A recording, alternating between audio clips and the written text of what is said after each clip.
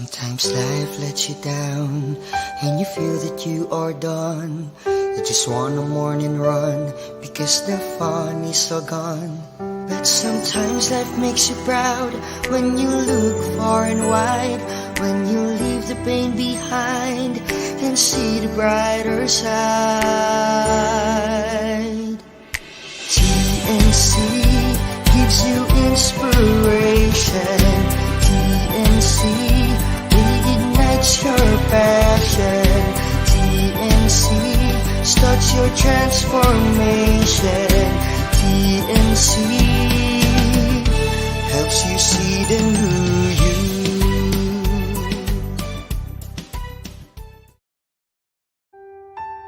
The new channel.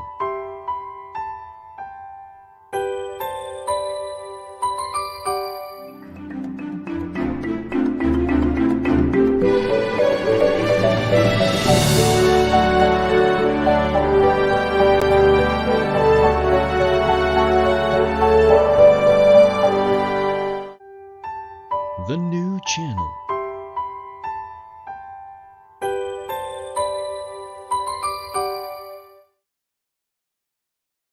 The views, opinions, and insights expressed in the following show are those of the hosts, producers, guests, and viewers. They do not necessarily reflect the position of the channel. Viewer discretion is advised.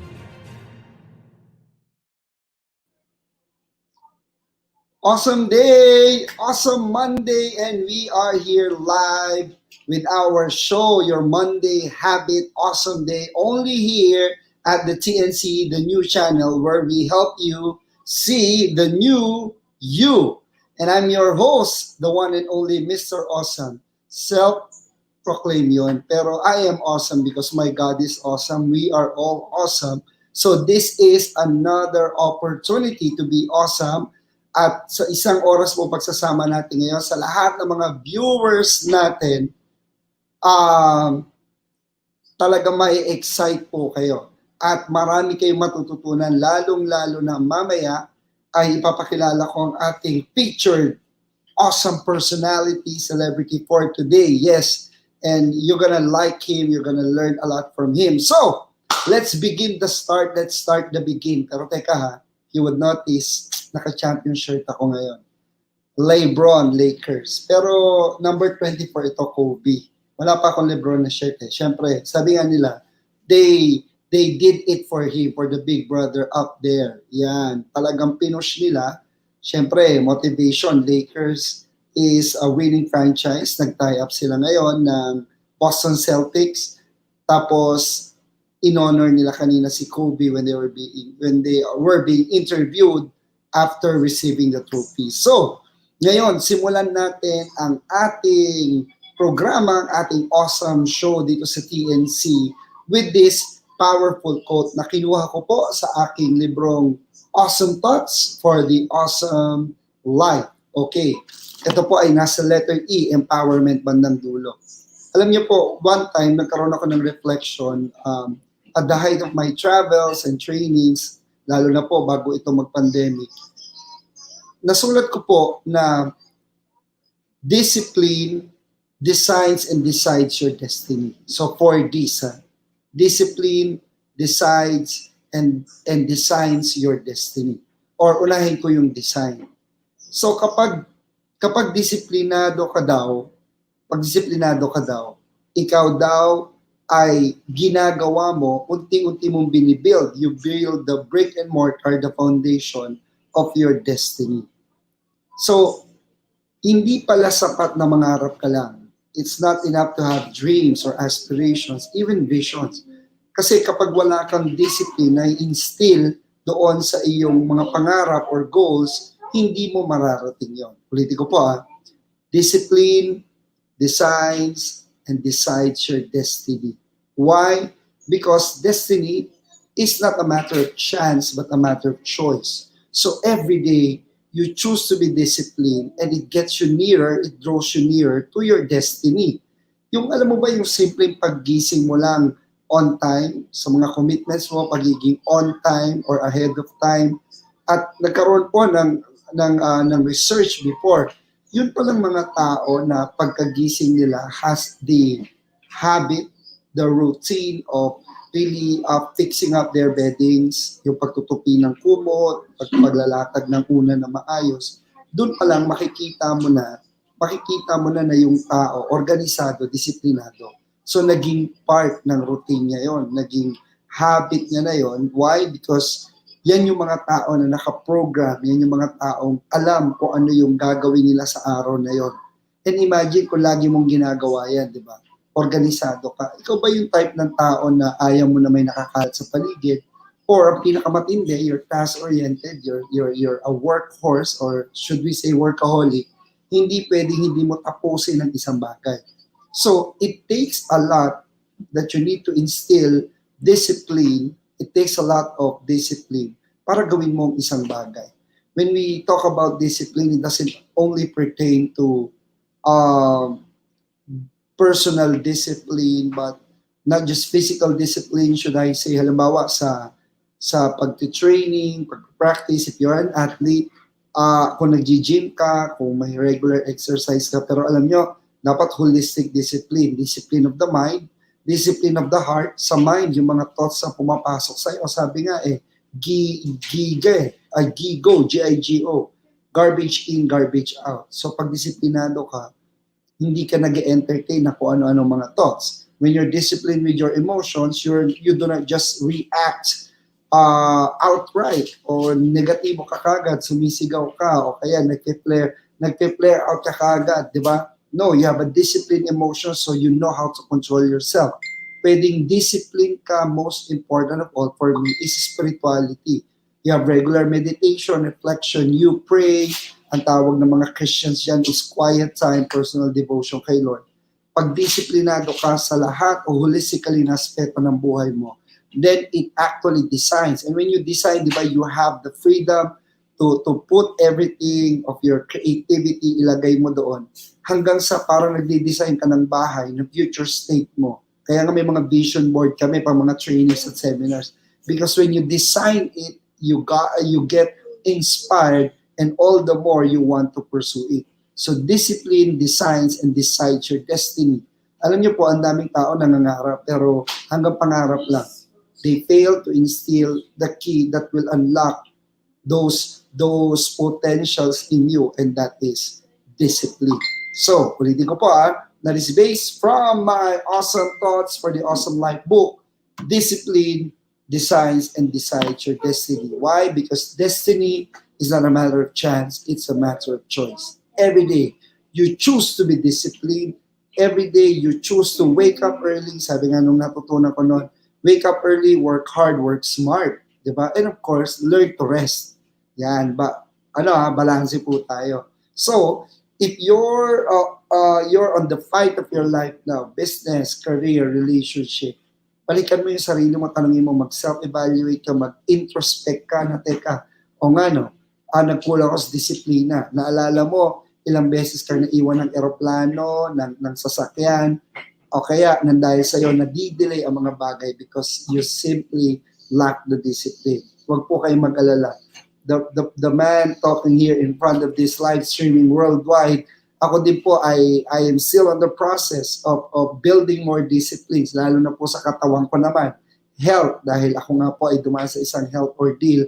So yung kain, and of course, drink a lot of water as much possible. Huwag ka nang magpupuyat. At sa edad kong ito, naku po, bawal na ang soft drinks, bawal na po ang mga chips, patikim-tikim lang. Kasi sinasabay ako yung baby ko as much possible yung healthy na lang, yung mga grain snacks and mga biscuits and cookies. So, it entails discipline.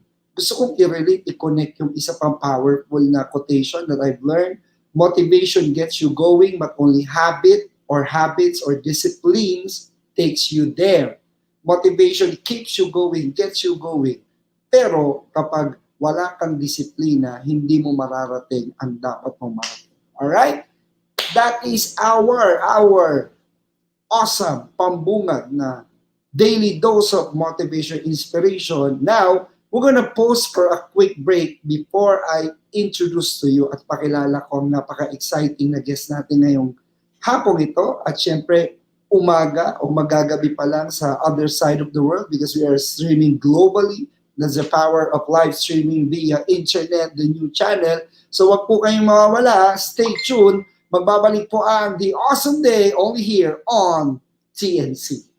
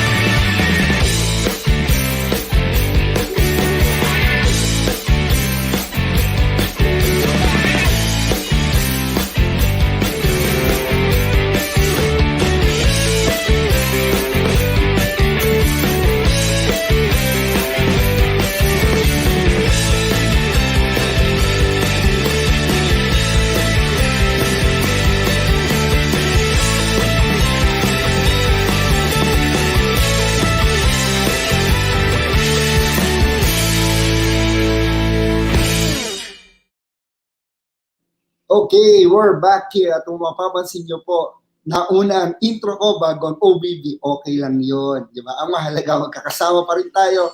We're still awesome every day and every day is an awesome day. This is God-given.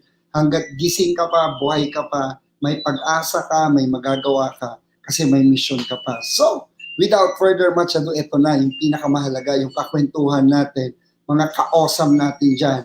I'd like to introduce to you a very good man.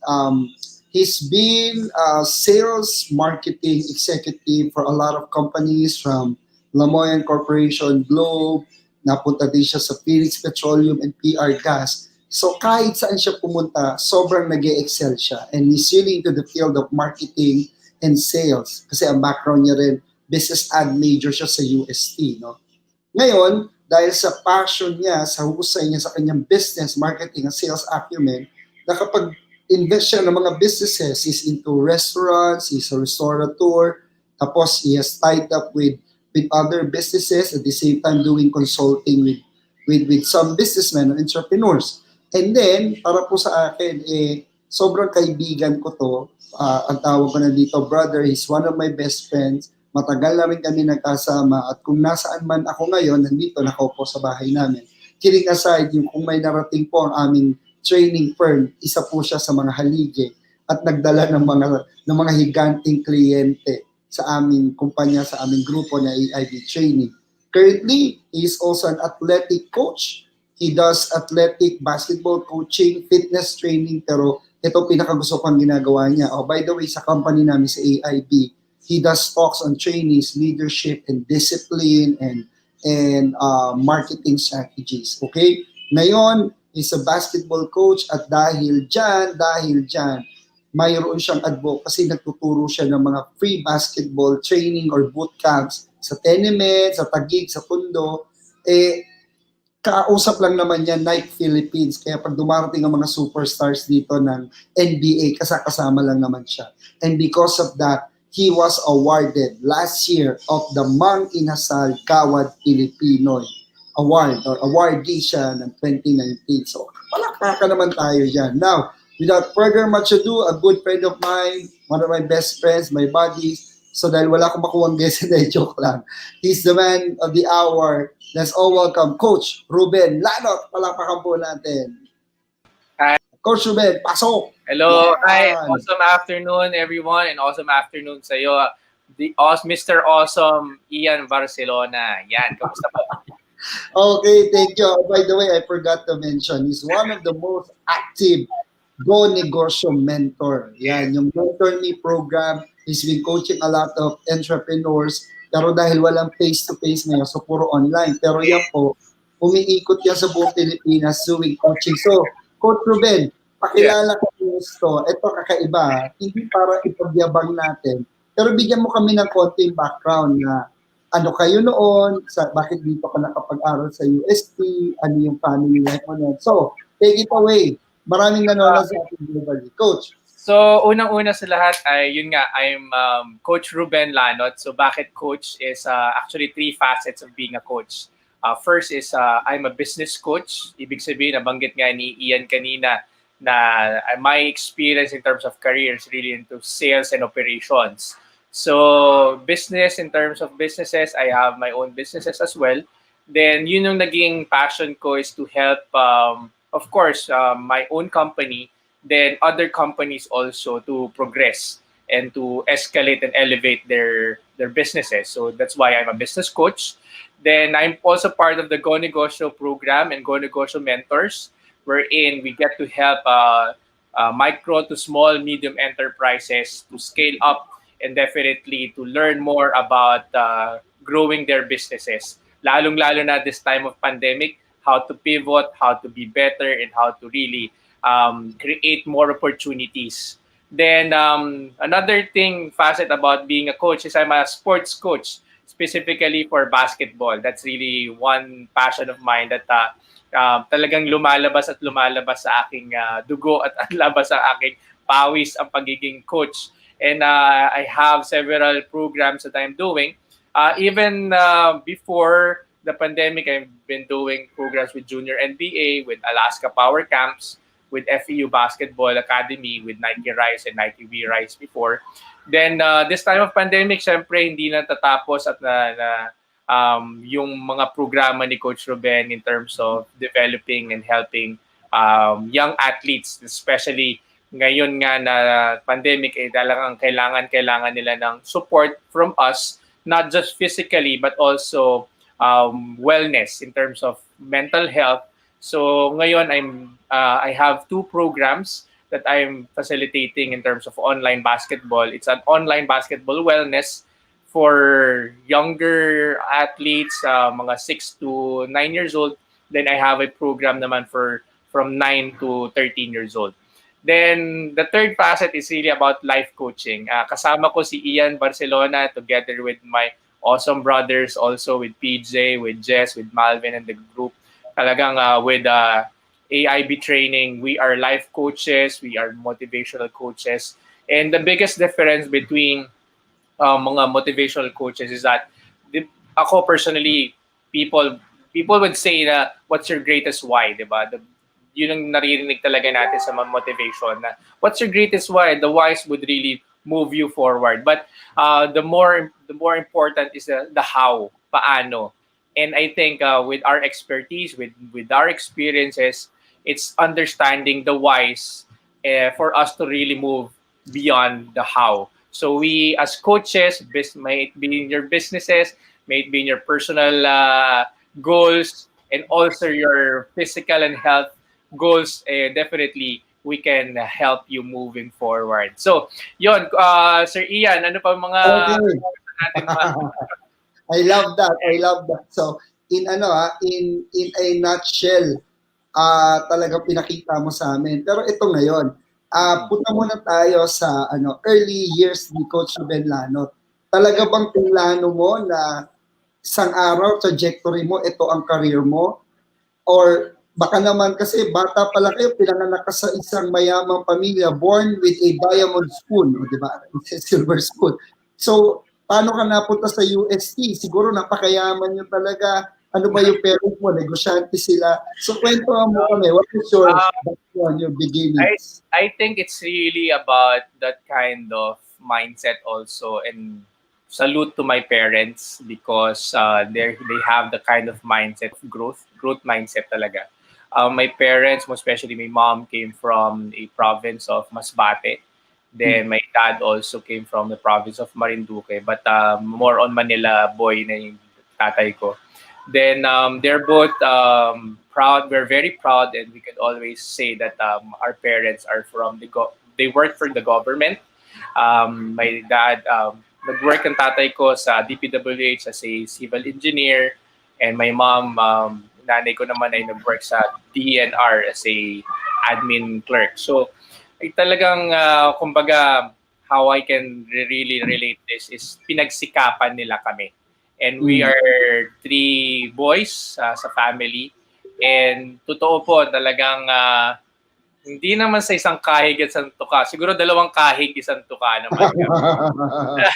So, So, but again, it's really about that kind of growth mindset for most especially for my parents. That the things na naramdaman namin is naramdaman nila before, they want us to have a better life or better living condition. That's why yun. And also salute to my brothers, my especially my eldest brother.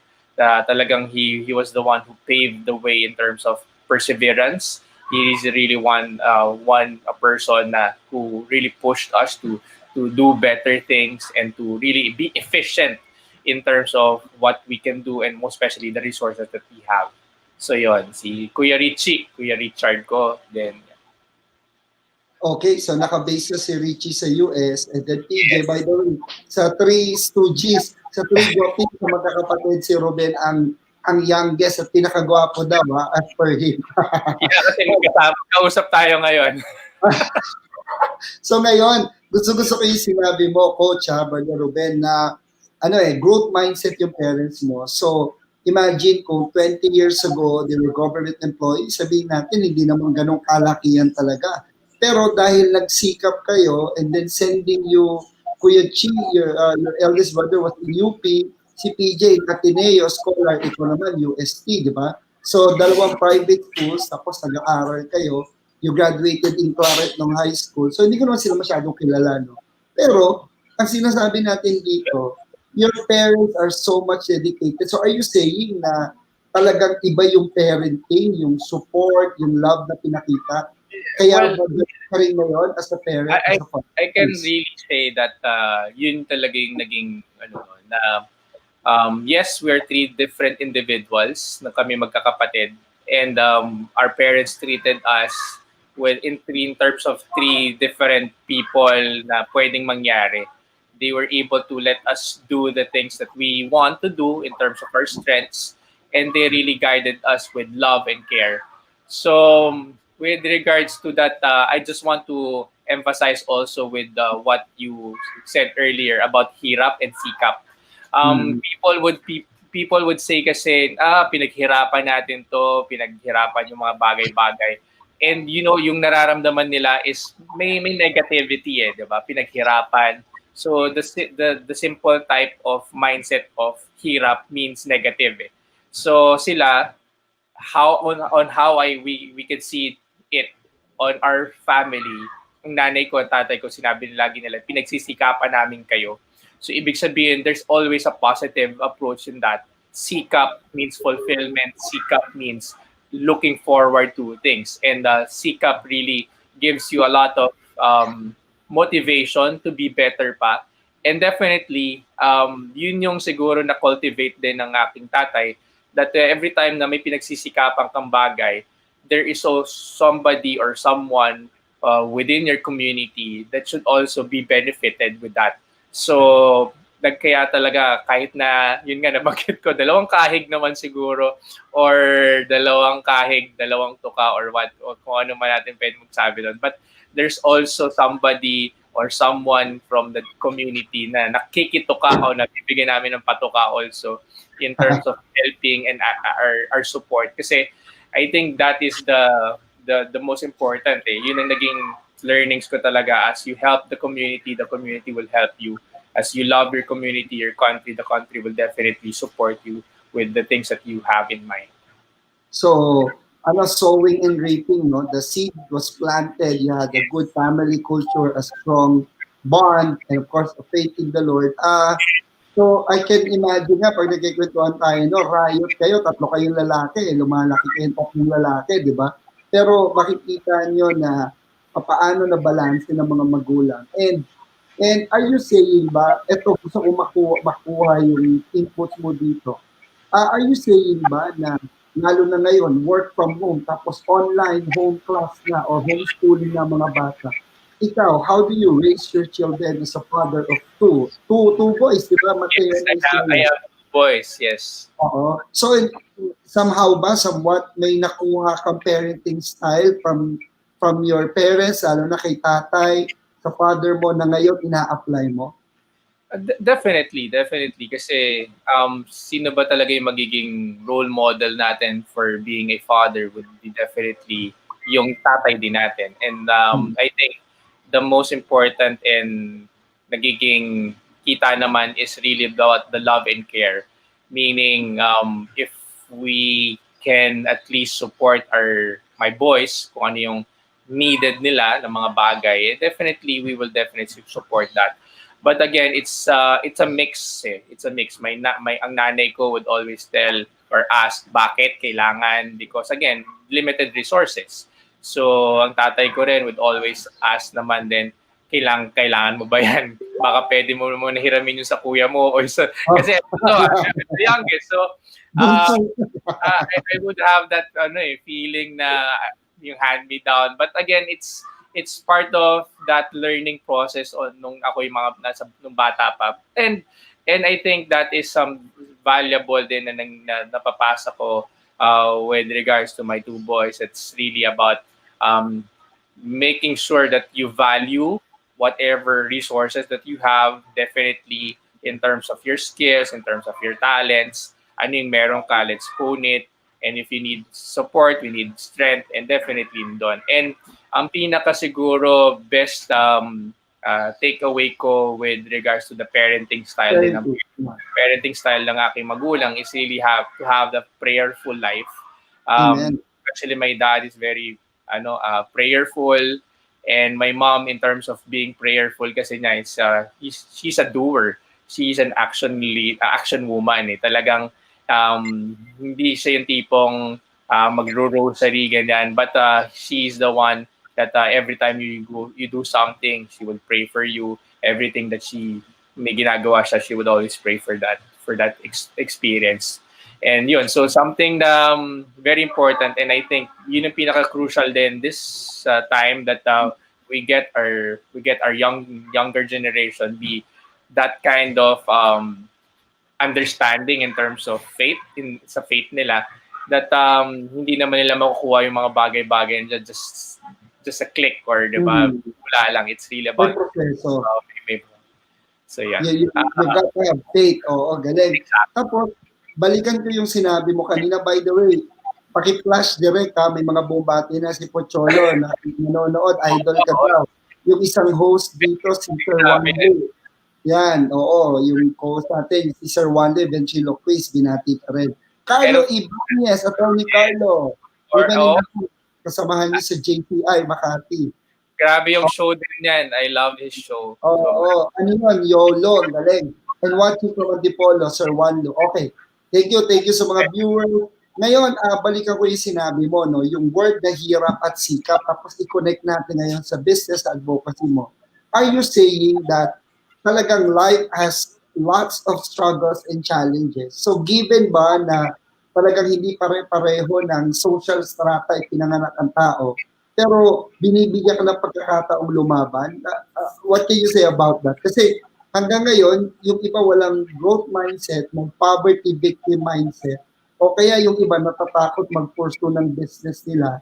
Pero sinabi mo kanina na yung hirap, pero may pagsisikap. Kailangan natin gawin to, kailangan ma-maximize ito, kailangan ito muna sa ngayon. So, as if you're talking already about management, about managing your resources, your time. So, can you tell us more about that? Ano mga tinuturo mo sa mga negosyante when you do mentoring sa GONEGOSYO at may mga experience ka rin sa coaching and consulting? Yeah, actually, it's not going to be limited naman with GONEGOSYO, with ang aking support with regards to businesses or activities, definitely. Going back to that hirap and sikap point of view, it's about a matter of perspective kasi ang hirap, iba-iba sikap, iba-iba din. For example, mayaman ka, compared kung kanino. Ako mahirap ako, di ba? Naghihirap ako kung compared sa the Tan family or the Sikh family, Ayala's family. Diba? Mahirap talaga tayo nun. So it's really a matter of perspective. So anong hirap ba, nasan ka? And it really boils down to ako, ang mantra ko lagi with regards to my consultancy partners and clients is that are you better than yesterday? That's the first goal eh. Are you getting better every day? If you're getting every day, kung yung kung nagsimula ka sa piso, kumita ka the next day ng piso, you're 2 peso richer, then the next time you're 3 peso richer, then actually it's a growth in terms of perspective. Looking on that note na nagbabago iba-iba. And what I can always share is that yung ginagawa natin with AIB, with the other training companies that we've been helping and we've been collaborating, is that we are not just going to tell you that you can do it.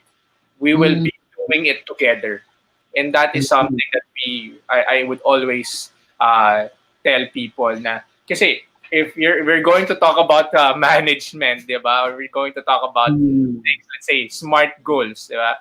People would say we have smart goals, specific, measurable, attainable, realistic, and time-bound. But si Coach Ruben has this smarter and smartest goal. Ano ba yung smarter goal? Ano yung ER doon? Elevate. You need to elevate. Kumbaga, nagawa mo rin for some smart goal mo, you need to elevate it. Hindi pwede yung standard, diba? Taasan mo pa ulit. Next level, okay. Then next level. Then R is you need to reward yourself. Kasi, diba, when you were able to, for example, the Lakers, kung nanalo lang ngayon, then syempre they need to reward themselves, diba? So that the new motivation will be there. Once the new motivation will be there, then let's go to the smartest. What is smartest, diba? So, E is really about engage. Kasi syempre, to the next level you need to engage with mentors. You need to engage with positive people. The things that you know, maybe medyo talaga may hangganan din yan. But if you get to engage with mentors, mas broader ngayon yung perspective mo. So in terms of management, if you can partner with mentors, better mentors or better people than you, then that's being engaged, diba? So again, then S is really about self-worth. We need to understand our self-worth. Kasi if you're going to challenge people, why do they want to be successful? It's going to be limitless. You want to be mayaman. How yaman? Gaano kayaman? It's going to be limitless. Diba? If you want resources, gaano karami resources. But if you will be able to understand your self-worth in terms of doing things, in terms of your own personality, then definitely matututunan natin to really love what we're doing. Then the last to be is together, everybody achieves more. So teamwork talaga. So if nangyari, if you're going to use it as a analogy with LeBron, naramdaman niya na yung mag-isa siya, na he keeps on learning the hard way and not failing, but learning it the hard way. So ibig sabihin, he needs to partner, he needs to team up, he needs to be together with better or good people or great association. So it's the smartest goal. If you want to really be successful in things, engage with mentors, again, understand your self-worth so that you can be more successful. Then definitely, let's team up. Let's together we can do more. So something that different perspective. Kasi pag lagi mong isipin na mahirap ka, mahina ka, hindi mo alam to, then what will happen? What I can help with you is mahirap ka, may alam ako, edi gawin natin ng magandang bagay yan, di ba? Gawa natin ng paraan.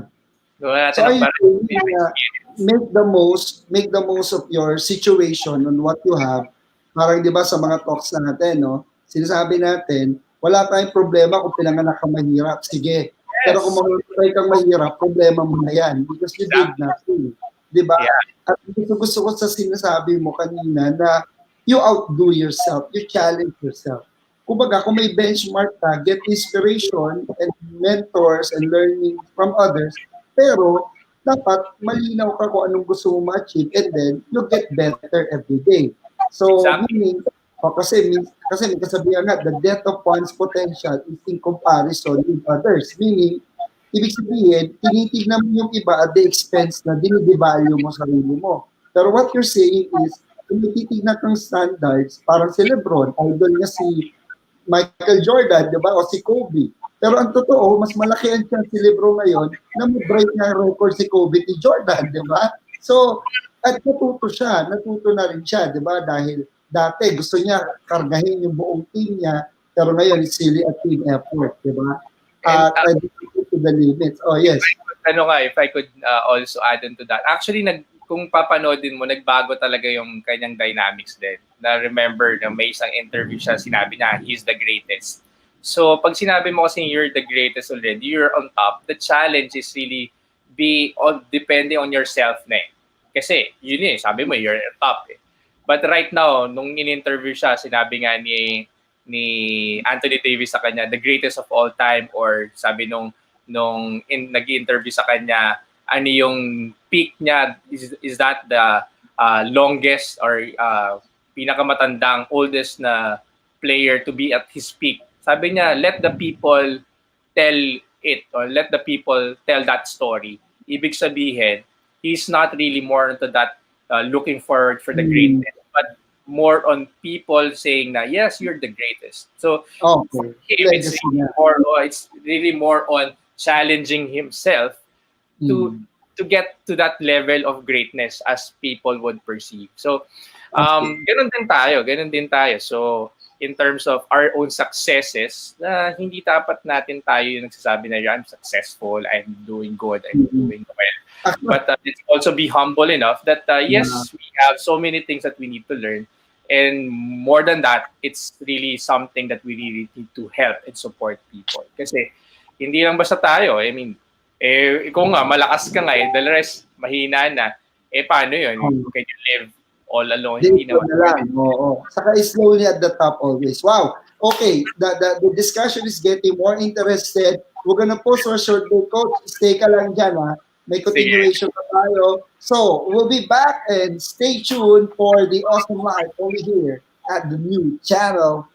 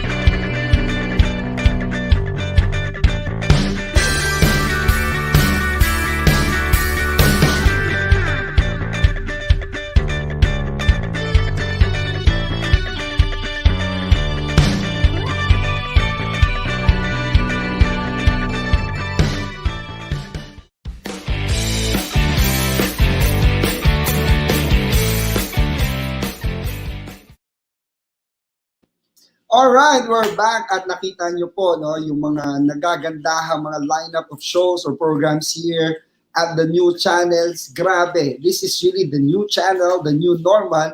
So, tapos na po tayo sa mga kinagisan natin mga usual television shows. Dito po tayo, matututo na. We're gonna get inspired, motivated, and learn from all our hosts at mga nagagandahang programa. Okay, so we're back here with the awesome day still with Coach Ruben Lanot. Ngayon, gusto kitang tanungin dito sa final gap natin, then we'll have a quick game. Coach, ang ganda ng ang ganda na ng corporate background mo. You could have been AVP, VP. So naging senior sales marketing manager ka na. You brought hundreds of millions to your accounts or under your belt sa mga kumpanyang pinagtrabahuhan mo. Bakit hindi ka nagstay na lang doon and then you chose to be an entrepreneur and then speaking and training and coaching? What made you decide? What was your turning point? Para sa mga viewers natin dito na perhaps may struggle sa career or business nila. Can you share that quickly and then anong advice mo, Coach Ruben? Well, yun. Okay. Yan, so, well, kasi iba talaga yung perspective eh. Okay. My first, what really matters in my life is really my family. So, in terms of a good or high-paying job or a very good, stable work versus a time quality, more engagement with my family. I mean, walang dalawang isip. I would always choose my family over the things that I have in terms of career. Kasi Actually, you're always out, you're always on travel. So are you saying naapektuhan din somehow yung family time mo and raising up the kids? Actually, not that kind naman, because again, as I am doing naman mentoring, it's really also me out also for doing talks to different provinces, and also tayo when we do our activities then with our companies is we go out also. But my say kasi doon is really it involves a lot of yourself. Kasi I'm that competitive I'm that passionate in terms of what I do. So, yung sinasabi nila na itong trabaho, wag mo daling sa pamilya, yung pamilya, wag mo daling sa trabaho, it cannot be like that eh. Kasi why you work is because your family. And why you're doing good in your company, it's because your family. Diba? So, the balance should always be there. But in terms of me being a competitive person, and it's nadadala ko talaga ang aking mga work in terms of my sa bahay. But in the long run kasi, I would always look into the growth of my young boys, my two boys, that I want to really guide them in their nurturing years, na kung saan their tatay Ruben would always be there for them. Pag may mga basketball games sila, kapag may mga activities sila, that I will be with them. And there are always different kwento for different companies that I work with. And looking forward kasi ako dun sa, I know personally, hindi naman sa ako magyayabang, but I know personally that I have a bigger purpose in what I know and what I have been passionately doing. So if I'm going to be confined in one corporation, making the most out of what I have and helping those people that I'm working with, sabi ko sa sarili ko, I think with my capability, with my kind of passion, and with kind of the people that I know that I'm going to work with, I think I have a bigger purpose moving forward out of the corporate. But then I'm saying naman for the people naman watching, of course, when you're in your hindi naman pare-parehas eh. There are people talaga meant to be an entrepreneur. There are also people that really meant to be in the corporate world. So it's really about finding that kind of fundamentals, finding the kind of base, the balance between yourself. So ako yung tipong I really have that goal and ability that I can do things because I really believe in myself. I really believe in the things that I can really be best in things that I do. So your God-given abilities, we didn't want to limit. Kaya nga siguro pinagtagpo tayo ni Lord, no? We believe na we can do more things out there. Not because sa mga nanonood sa ating mga professionals, we do not encourage you na, oy, may passion akong ganito, aalis na ako agad. So, napaka-risky nun. Kasi yung iba, tumalon agad sa entrepreneurship na walang caution. So meaning, hindi biro. Hindi biro. And- Halimbawa, yes? And yun lang din, my point also being an entrepreneur, ayoko, wag naman po natin gawin yun maging escape na I want to be my own boss na, I don't want to be a corporate slave. That's why I'm going to entrepreneurship. Then later on you get frustrated because of that purpose, which is wrong.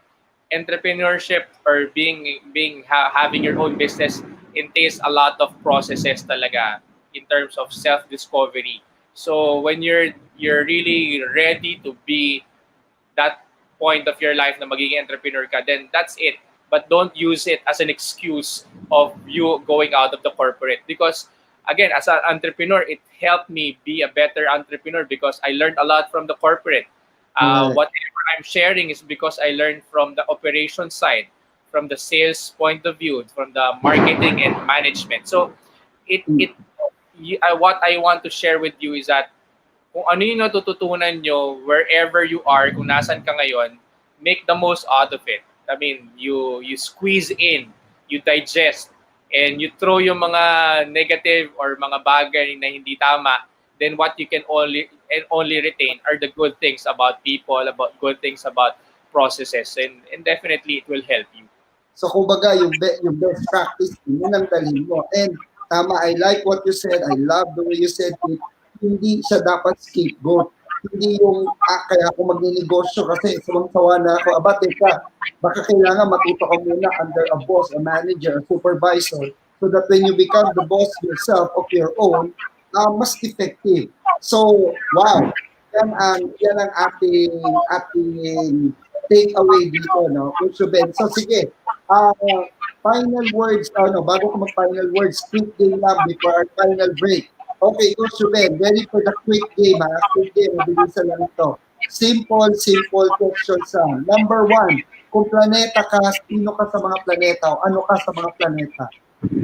Kung planeta ako, ano ako?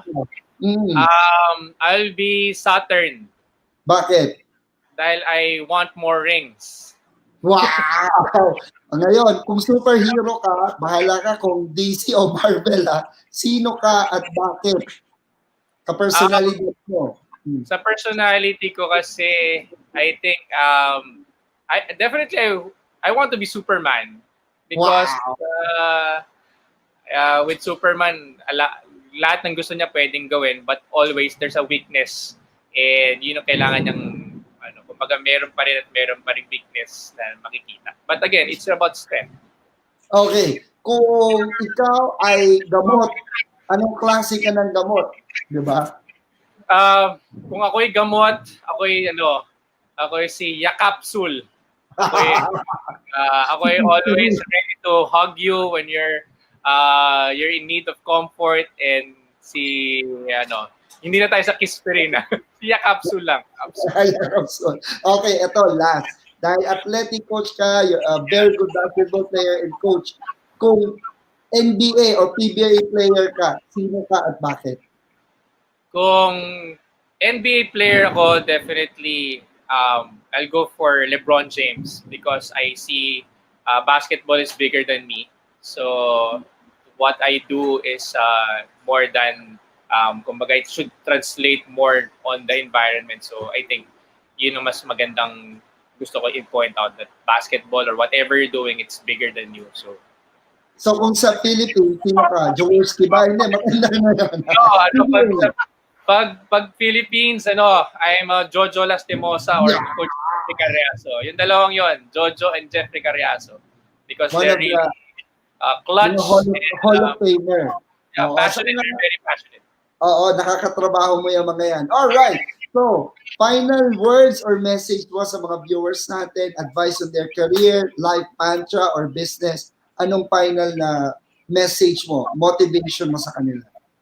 Okay, for you to really help yourself, 3 things yan. First is, you need to look after your health. Health is really wealth. Totoo po yan.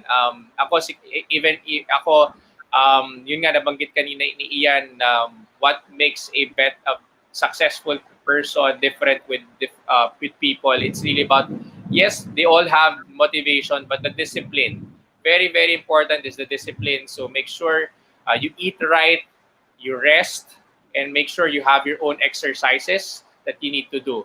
So take good care of your health. Then second is mental health also. If you need people to talk to in terms of your own personal development, in terms of your personal struggles and obstacles, definitely you need to have that spirit in you to ask for help. Hindi ibig sabihin na may kailangan ka, mahina ka. Hindi yon. It means you're stronger than you know. Kasi very important that you need to look after yourself. Then definitely, yun nga, if you take good care of people, if you take good care of the community, the people that you help, the community that you support will definitely help you moving forward. So all the more, this time of pandemic, let's not put a higher wall in our homes. Let's not put a bigger boundaries sa ating mga buhay. All the more that we need to open our walls, open our doors, open our windows, and have an open arm to help, and pray for people. And that's it. Okay. Wow, very well said. Look at talaga, Coach Ruben. Oh, kaya ganyan siya kausay. That makes him qualified for AIBT. Ano lang yun? Punchline lang yun. You know, I'm learning a lot from this guy, kay PJ, sa mga kasamahan ko. So thank you, Coach Ruben. Keep on inspiring, doing your passion, training the youth, training a lot of entrepreneurs, coaching professionals. And hindi na po natin masyadong pag-usapan ng family niya. He may not be perfect as a human being, but he's a perfect dad and a perfect husband for his family. At alam nyo, belated happy birthday, Coach Ruben. Ha? So, pa-birthday ko sa iyo to, na picture ko dito. More years to come. God bless you and all your businesses. Mabuhay ka. Baka mo niyahabol ka. Dun sa nakita kong list of shows nyo, parang wala pang wala pang sports shows or mga yun, oh. Nice speech. Sasabihin natin, paki-call off mo si Lloyd Luna. Pakisabi nga. Kasi mind, body, and soul, di ba? Sasabihin natin yan. Oh, Madam Apple, Boss Lloyd Luna, may isa pang show concept, sports daw. Okay. So, without further much ado, once again, a big hand to Coach Ruben Lanot. Mabuhay ka, Coach, Brother Ruben, and you bless many lives, more years to come. Stay awesomely healthy, and the Lord bless your family all the more. Magbabalik po ang The Awesome Day only here at the TNC.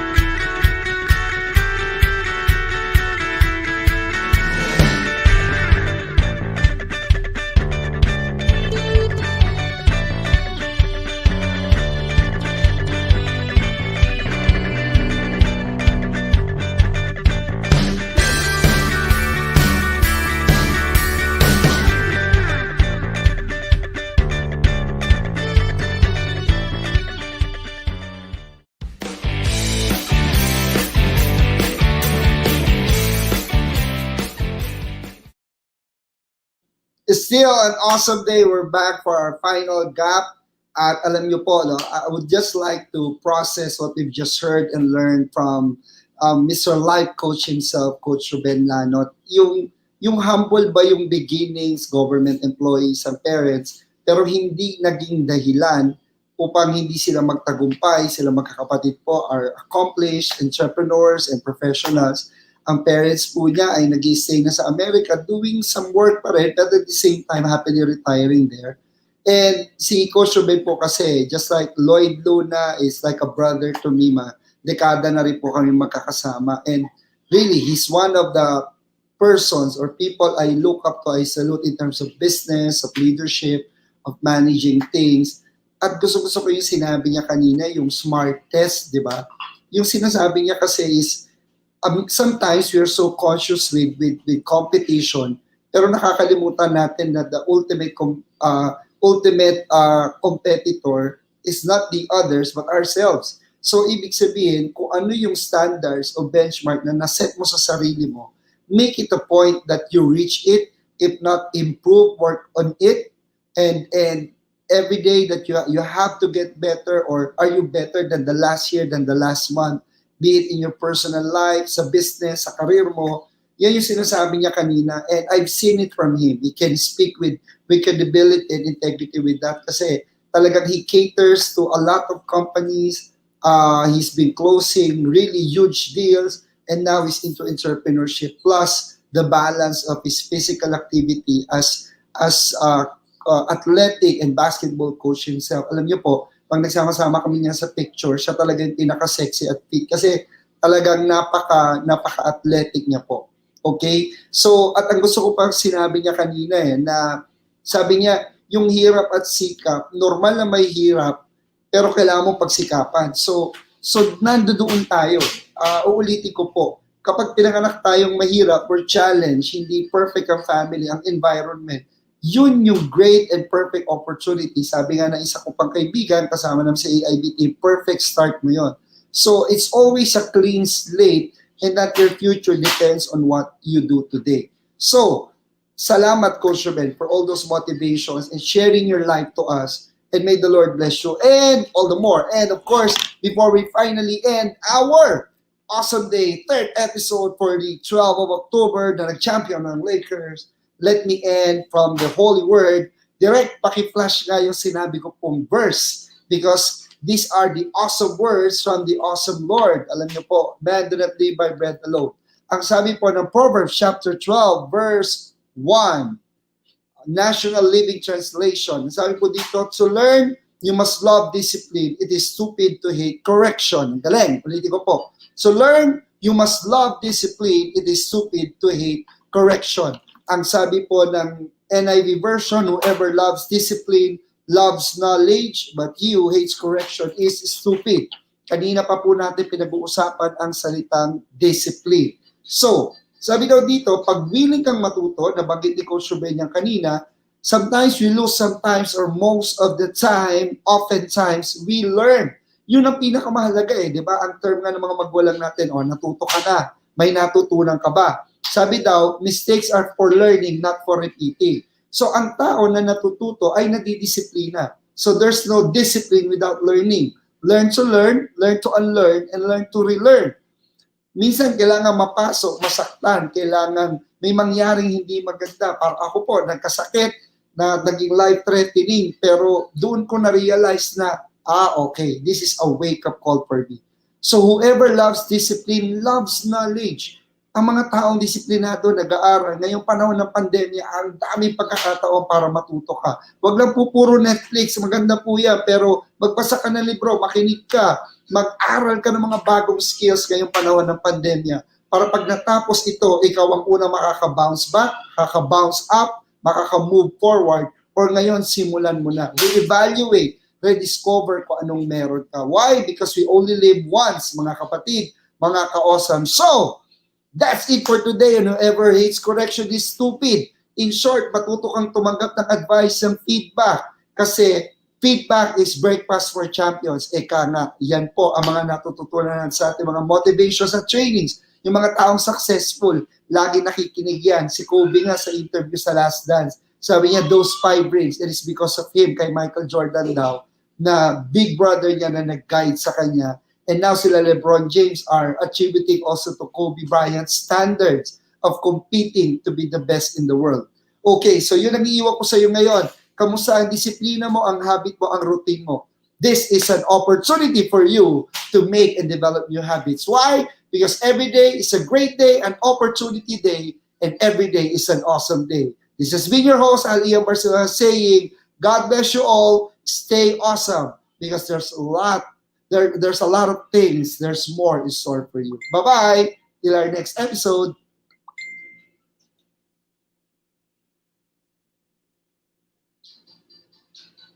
Daddy, medyo nawa mo na